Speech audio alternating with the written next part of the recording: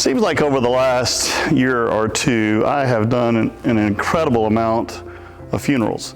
Those are times when I stand up in the pulpit and talk about somebody, we celebrate their life, we then celebrate their faith. About a year ago, it was my brother who had actually died, and after his funeral, there was a pastor there that had been my pastor when I was growing up, and we got to talk a little bit and share some stories. Well, just a couple of weeks ago, we did another funeral together. And he told me that at my brother's funeral, there was a lady from that church, my home church where I grew up, who kept telling him everywhere he went, she was following him. And then when they sat down and had lunch together, she shared, when I die, I want you and Terry to do my funeral.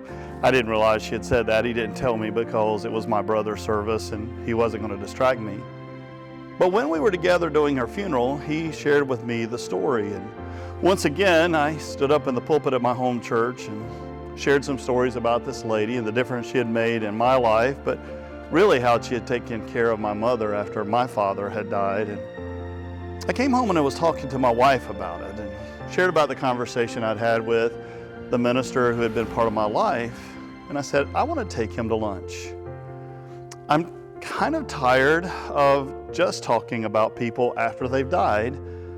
I think it's time I start sharing with people how I feel about them, the impact they've made in my life while they're still alive.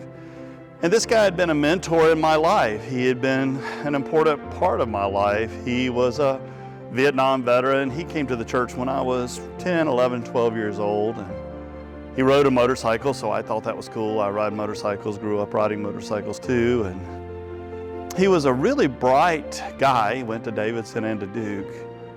But when he would preach and teach, there would be a tear that would trickle down his cheek. He really believed this stuff, and that caused me to really dig deeper in my faith and try to figure out what is it about this God and this Jesus that could lead somebody like him, that real tough persona, to have that kind of reaction. So I sent him a text, said, I'd love to go to lunch with you. When are you available? And we scheduled a time, and just last week I took him to lunch and we had some time together. He came in going, I don't know what you need to talk about, but I'm glad that I can be here for you. And he was a little surprised when I said, actually, if I don't have an agenda that I'm needing advice, we're having lunch just so I can say, thank you. Thank you. When Paul writes to the church in Philippi in Philippians chapter 1, verse 3, he goes, I thank my God every time I remember you. It's been said that all of us need a Barnabas in our lives and a Timothy in our lives. So when you look at the Apostle Paul, Barnabas was his mentor. Barnabas was the one who began to teach him, guide him, advocate for him when he went before the other disciples. And Paul had a Timothy in his life, which was somebody that Paul was then mentor. Paul was leading, Paul was teaching, Paul was talking to. But I think we all have people in our lives that impact us in incredible ways. And I think it's important that we pause to tell them.